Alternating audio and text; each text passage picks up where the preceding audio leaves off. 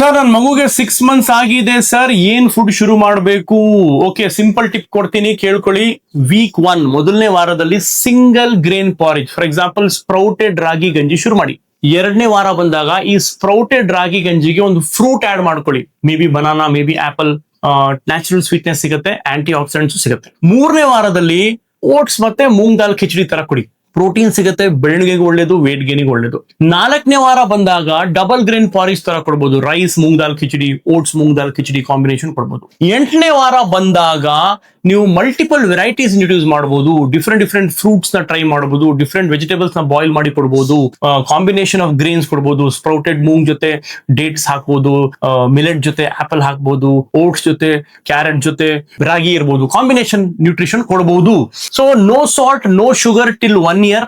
And ಯಾವುದೇ food ಶುರು ಮಾಡಿದಾಗ ನೀವು 3 days ವೇಟ್ ಮಾಡಿ ಮಿನಿಮಮ್. ಯಾಕಂದ್ರೆ ಹೊಸ ಫುಡ್ ಕೊಟ್ಟಾಗ ಏನಾದ್ರು ಅಲರ್ಜೀಸ್, ಏನಾದ್ರು ಡೈಜೆಷನ್ ಪ್ರಾಬ್ಲಮ್ ಇದೆಯಾ ಅಂತ ಗೊತ್ತಾಗುತ್ತೆ. ಓವರ್ ಫೀಡಿಂಗ್ ಮಾಡಬೇಡಿ, ಹೊಟ್ಟೆ ತುಂಬಾ ಡೆಲಿಕೇಟ್ ಇರ್ತದೆ. ಸ್ಟೆಪ್ ಬೈ ಸ್ಟೆಪ್ ಹೋಗಿ. Any doubts, any concerns, talk to your doctor. Thank you.